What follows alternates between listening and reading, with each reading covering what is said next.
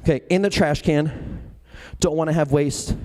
Take the literal trash out of the garbage, deep fried it, seasoned it, billions of dollars. Doritos started as literal garbage. Literal garbage. Did you know? And this one I'm very sorry for, women. The people who know this one have already uncomfortable. Sometimes it's embarrassing being a man when you look back at things. But did you know that Lysol was originally intended as a feminine hygiene product? As a feminine hygiene product. Okay, it was used and designed as a feminine hygiene product. What? I'm sorry. Did you know that Coke was created to help beat morphine addiction and was originally marketed as a nerve tonic that would relieve exhaustion? Because until 1903, it literally contained cocaine. So yeah, you're probably not going to feel as exhausted for those couple of moments with a little cocaína inside your body. I don't know if that's an actual Spanish word. It sounds good. I could have said cocoa beans. I don't know. So, okay. Did you know? And this one, Bob Cameron told me to cut. My wife told me to cut, but we're still going to say it anyways. And Pastor Adam's ducking. He said, did you know that Viagra? What do you mean no? We've got to understand that where things start is not where they're going to finish. So you've got to give examples for this. Did you know that Viagra was tested and developed as a blood pressure medicine before certain side effects arose? Are people giving me the as a bad joke? Did you just shame joke me? Wow. Y'all are tough today. Did you know that urine, now that I'm seeing these in order, I'm realizing feminine hygiene product, male thing, urine, we might need to talk. Did you know that urine was used in gunpowder because of the nitrate levels in them? Did you know that Frisbees were pie pans? That one seems very simple now, doesn't it? Like that one's like, okay, I knew that one. Did you know that Play-Doh was originally used to clean the soot off of the walls of houses with chimneys? And then they invented wallpaper, and like, what do we do with this? Add some food coloring and sell it to kids. Boom, billions. Where it starts does not have to be where it finishes. Where you have fallen does not have to be where you stay. It does not have to be your identity. All right? The world is full of these because we are people that believe that how you start does not disqualify you from changing or being used by God. We are redemption people. Re is a prefix that means again. Dem is an old English root that means to pass judgment on, to give an identity, to say what it is. And the Latin version of this, redimere, means to buy back. To buy back. To buy. So guess who we are? Guess who you are? We those buyback people. Right? We those buyback people. We those get it back, give it a new name, redemption kind of people. We're those, I'm going to take that garbage that you have and I'm going to make something worth millions out of it. And BTW, this is you, this is the millions. All right, God is taking what you wake up every day and you look in the mirror and you see garbage. You see that you're not worth anything. And God's absolutely redeeming that, renaming that, buying that back and saying, oh, we got billions. You got worth that you don't even see yet, right? You live in yourself in the garbage and I'm completely buying this back. I will give whatever I got. So here's what we're doing. I don't care about the origins of Halloween, y'all. I don't care about the origins of Halloween because the Bible tells me about a dude named Joseph who was sold into slavery by his brothers and then ended up literally saving those exact same brothers because God moves us and uses us. The Bible tells us of a woman named Rahab who was a prostitute who saved God's people and even ended up in the family line of Jesus because God moves us and uses us. Come on, we those Joseph and Rahab kind of people. That's who we are. The Bible tells me of an executioner by the name of Saul, who ended up as the writer of 70% of the New Testament, gave up his old life, planted churches like ain't nobody seen churches planted, and stepped into a new life. Because we are those redeemed, buy it back kind of people. Because we got to buy it back kind of God. And let me give you this one. The cross. The cross was a sign of power for the Roman Empire, a sign of torture, gruesome, bloody. You want something Halloweenish and dirty and stanky? You put that's that cross. It's that cross that vultures hung around and pecked at and pulled at, and blood dripped and poured off of. It ends up being an implement of power for the Roman Empire, and God takes that, and now he redeems that and makes it a symbol of conquering, redeeming love. It is now a sign of beauty. That is now a sign of beauty. Beauty. Let that be yo. That's just pieces of wood. What do you see yourself as over here? God took a cross, a piece of wood, a symbol, and he made it beautiful and a sign of hope. People just see it. We get it tattooed all over ourselves. Who are you? You're his child. You are his actual own creation. And however you see yourself, guess what he wants to turn you into? A sign of beauty and of love. What you start as is not what you stay. We going over today, church. Somebody tell the Our Kids people. They'll understand. I'll buy them gift cards. Let's say this about Halloween. I don't care about the origins. How about we make it as bad as you could possibly imagine? Let's give it those origins. Let's give it those origins. Let's say that it was actually created to celebrate infant deaths. Let's say that. Let's say that it is literally the birthday of Satan, and it was created by people to celebrate him. Let's say that. Let's say that it is a holiday that celebrates the killing of Christians. Let's say that. It doesn't matter. It doesn't matter what it started as. It doesn't matter. And I know that's uncomfortable, but God can move that. How big is your God? You think your God's intimidated by a creepy house? You think your God's intimidated by a mask that like drips blood? Who cares? God can move it.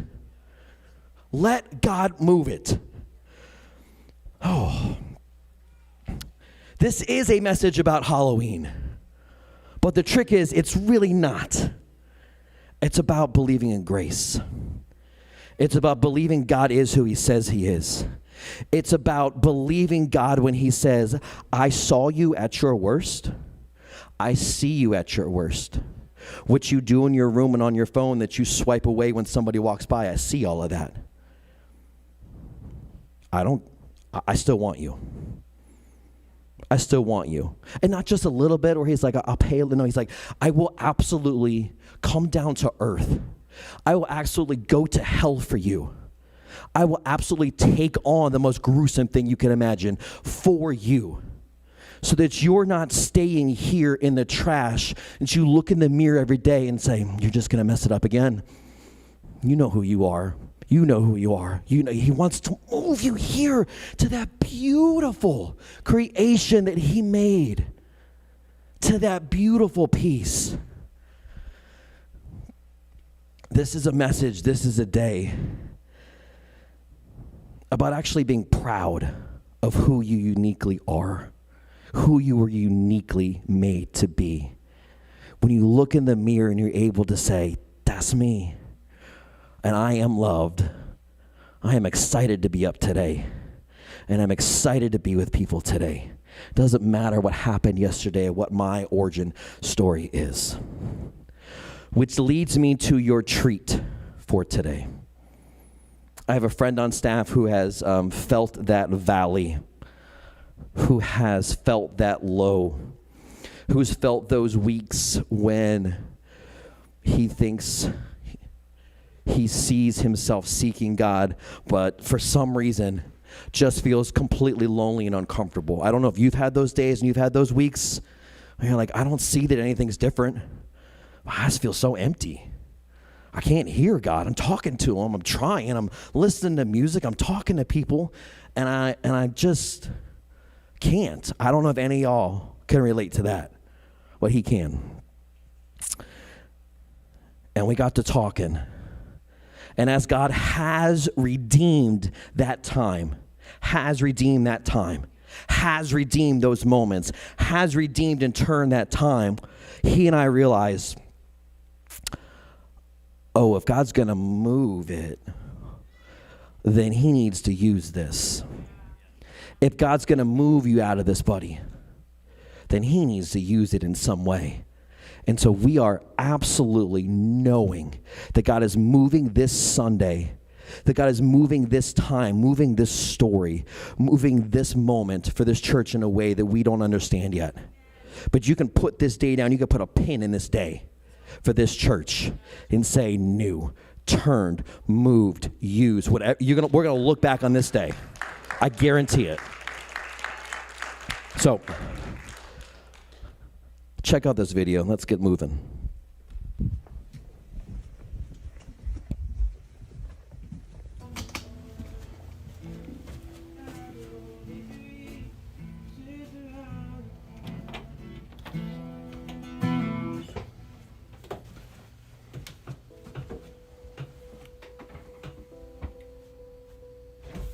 What's up?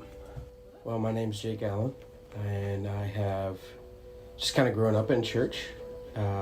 Been serving at church since I was really, really young. Always loved music, and just picked up a couple of instruments throughout the way. I learned guitar enough to lead worship, and shortly out of high school, just had a couple of opportunities with Pastor Adam to help at various different churches and ministries we've been a part of.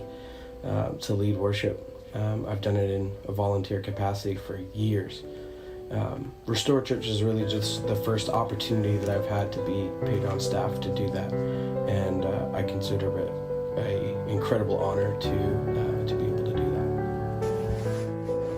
I think there have been just a lot of difficult times for sure. I think the last couple months, God let you get dragged down. Yeah. He could have stepped in many different spots. He let you get dragged down. Yep. The bottom of the barrel kind of moment, the valley moment, right? I think you just at some point you look up and you're like, God, what is this, right?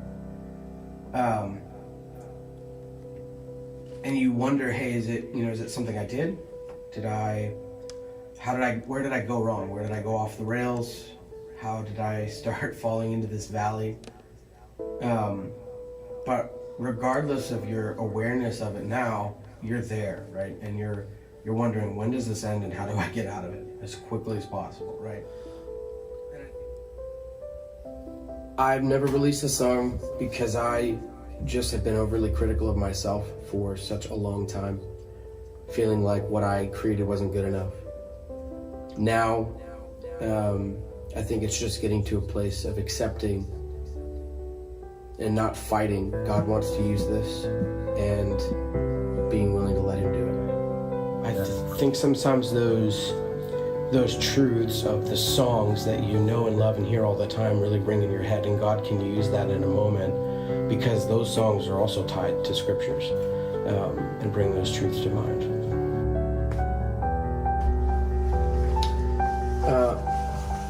I think to answer the question, why now, it's just because of realizing the truths that, I do have something in me that is mandated to create, and I know God's called me to do it, and I am now just not accepting the excuses that have always prevented that from coming to fruition.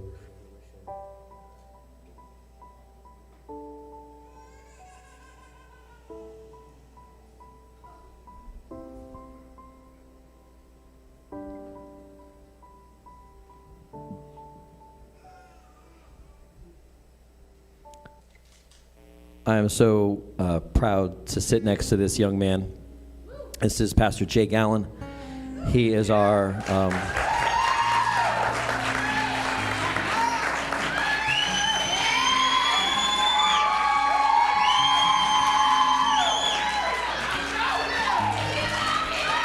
He is our worship pastor. He is our AV lead. And it is difficult to be a young single man in this world.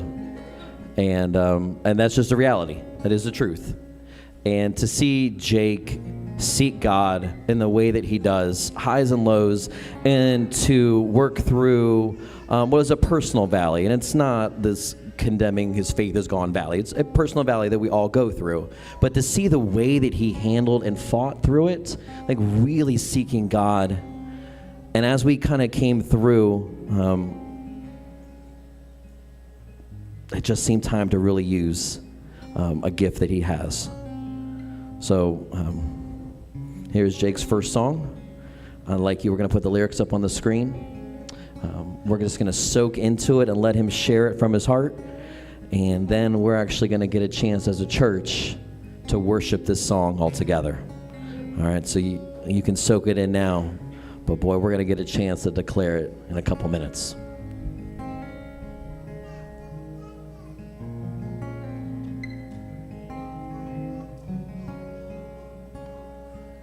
And I don't want to run unless it's to the one with all the peace and love I'll ever need. And I don't want to leave unless I get to be with you wherever you are leading me. I don't want to leave. I don't want to leave.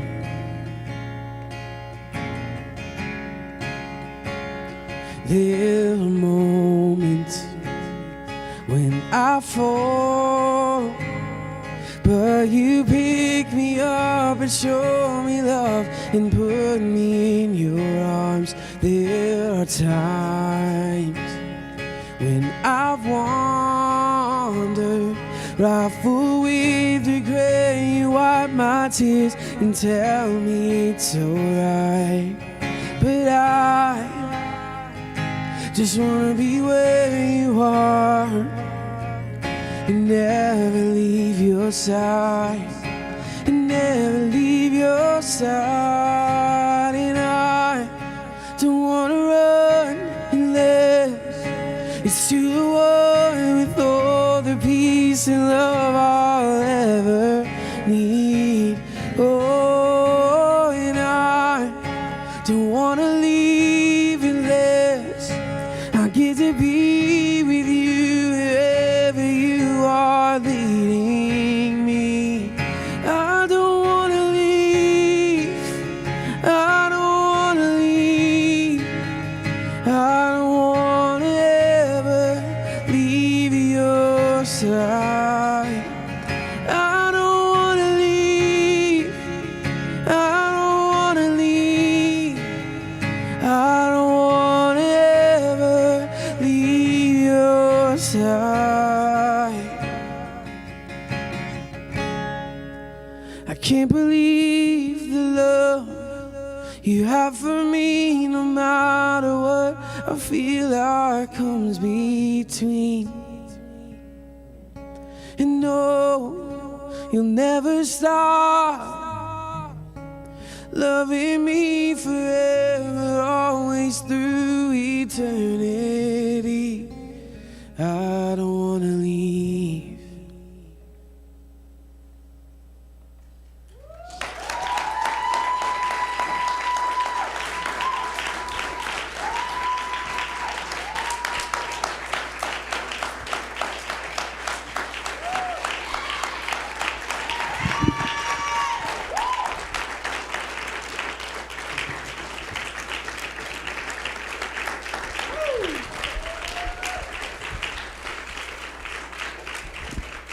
All right, go ahead and take a seat. There's a couple things that we just don't want to just run this out there as a song. All right, we believe that it is the moving and the using with this song, that it is not just another worship song thrown out there. All right, so Jake, I know you, and in conversations with you, I know that you wrote this song well over 2 years ago. and you came to this church, and this church, if you don't know, has had a history of putting out our own music. So I'm curious as to why did we wait 2.5 years for you to share that? Well, I remember the first day that I wrote a song. I was 18 and working at a church with Pastor Adam, and I wrote it there that day. And I came home. I was so eager, so excited just to share that with my parents. And I just remember running upstairs with my guitar, like, I want to share this song. But the voice finales were on. And I just remember not right now. And that just kind of stuck with me. Now, I will say it's really important for me to mention in this moment that my parents are amazing people. Incredible people to raise 7 kids and do the things that they did. My dad to work as hard as he did over and over, provide for our family. But in that moment, it was just not right now. And what that did in me was those lies that we hear, 365, right? They didn't want to hear it because what you created wasn't good enough. What you produced wasn't good enough. Which are lies. Right. And so there was just something in me, a perfectionist in me that said, no, the songs have to be at a certain level before you release them, and they just have to be done to a certain degree. And that lie is just finally breaking in me, and that's why we're sharing it.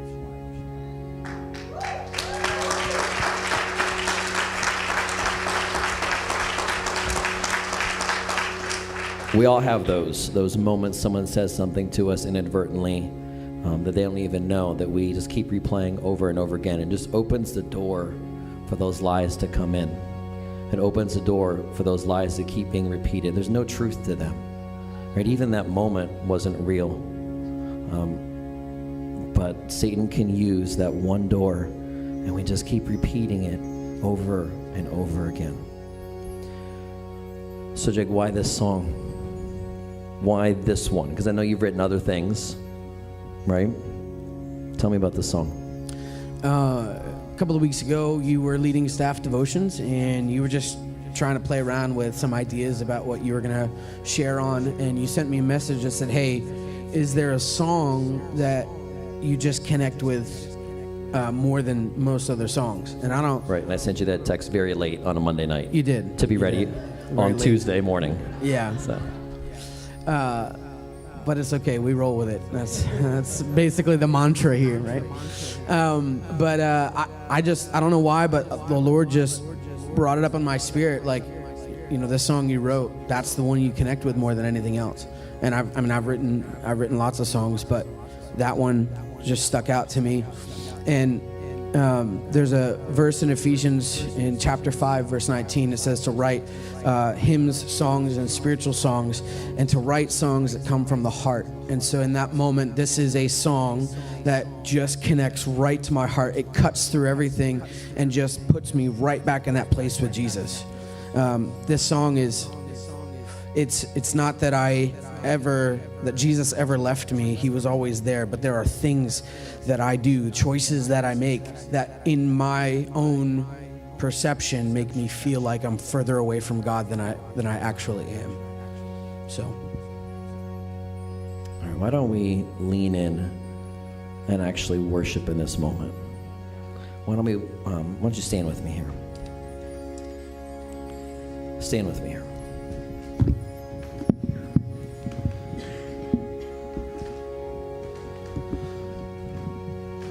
I want to make sure you're hearing today.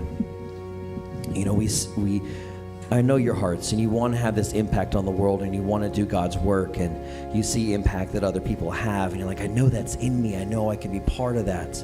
Like, you want to be used by God. But in the meantime, you're still keeping yourself here in that trash area.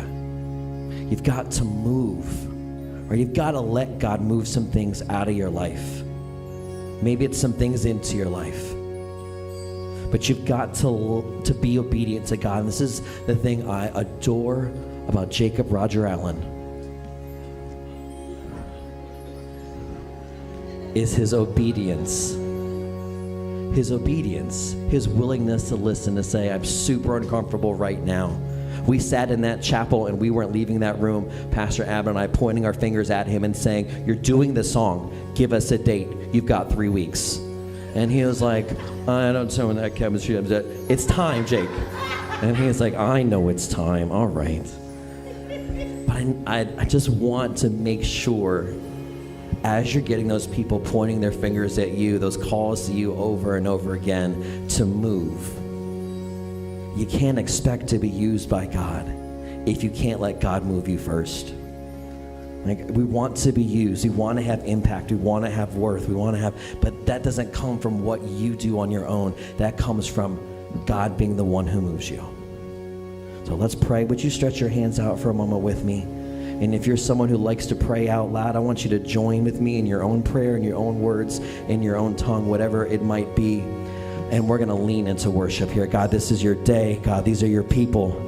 God, this is your time. We're ready to move. This is a church. We're putting a pin in this day and saying, from here on out, God, we don't know, but from here on out, you, God. From here on out, you, God. We ain't leaving you. This is a church that says, you, God. This is a church that says, you, God. This is a church that says, I absolutely want to be used, but you got to move me first, and we are ready. I am absolutely ready.